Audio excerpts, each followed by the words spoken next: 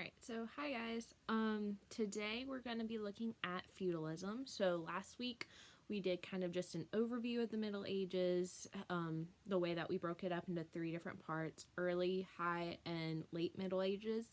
And then I said that this week we would be focusing more on very specific parts of the Middle Ages, very specific events or things that I needed you to know.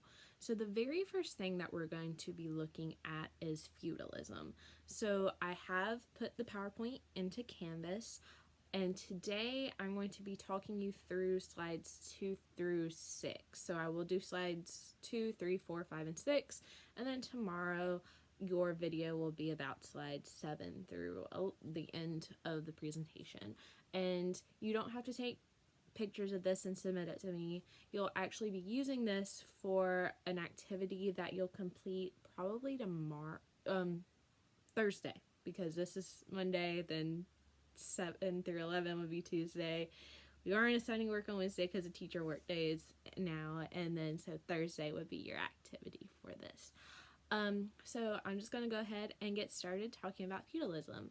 So kind of going back to some of the things that we've already talked about, kind of getting that back fresh in your head, is this idea of the Middle Ages. And the Middle Ages is this period in European history that will go between what is considered ancient times and modern times.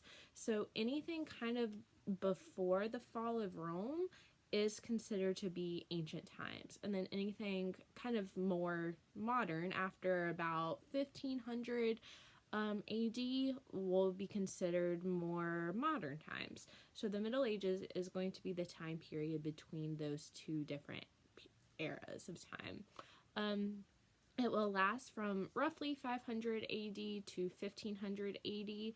So it will last for a period of about 1,000 years, and Christianity will play a very important role in the Middle Ages. We'll talk about how the Christian church kind of impacted it, some of their roles as well. But we will mark the beginning of the Middle Ages with the fall of the Roman Empire, and then it will end with what is known as the Renaissance era. So as we've discussed when we looked at Rome, the western part of the Roman Empire falls in AD 476. The eastern part of the empire, also known as the Byzantine Empire, will continue on for another 1,000 years, or 500 years, I'm sorry. This is 1,000. Byzantine Empire was only like 500. But so the western part of the Roman Empire will break up. So the Roman Empire has fallen. They will break up into different sections, and into different kingdoms, including what is known as the Franks in what is now modern day France today. And so we talked about Charlemagne a little bit with Rome, and Charlemagne will become the ruler of the Franks. And in 800, Charlemagne was the new emperor of the Roman Empire, and he will very heavily emphasize Christianity and education. Those two things kind of become his main thing to focus on during his reign. Charlemagne did die in 814, so about 14 years after he became the Roman Empire, and when that happened, his empire fell apart again. Invaders started to attack Europe. Muslim armies came in, they attacked France, and it attacked Italy as well. Other people came in from the east, even the Vikings came in, and they invaded Europe as well during this time period. So in order to create this form of protection from all these invaders, people are going to establish what is known as feudalism. And feudalism is a very structured social hierarchy. So the way that they break down society, people have a very specific role to play. And this social hierarchy will have either a vassal or a lord. They kind of serve the same purpose, who will have a large amount of land. And on this large amount of land, the lords will have people known as serfs that would work the land for them. And so these serfs would work the land in exchange to get protection from the lords around them.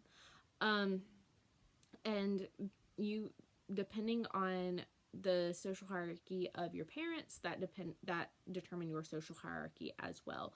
So if you were born a serf, you stayed a serf. If you were born to a lord, eventually you would inherit that land and become a lord as well. And as we've seen throughout history, the more land that you have, the more power you have. And so people would need to keep the land that they were given to them, and they also needed to make sure that they could protect that land, because if they lost their land, they lost their power. And so that's why they had serfs, and they're also going to have knights as well work to protect this land for them.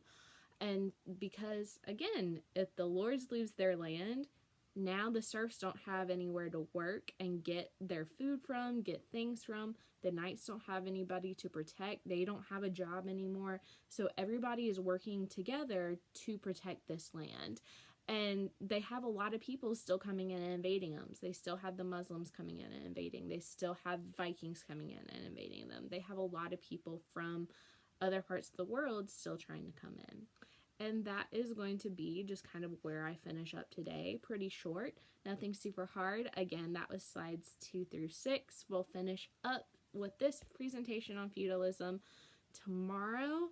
If you want to get a head start on the notes, that's fine. I won't post my video though until tomorrow.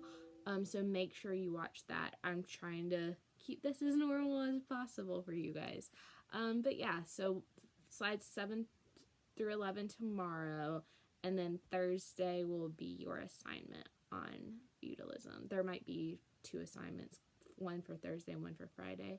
But yeah, so I hope you guys have a great day. I hope you're staying safe. I love you and I miss you guys. Bye.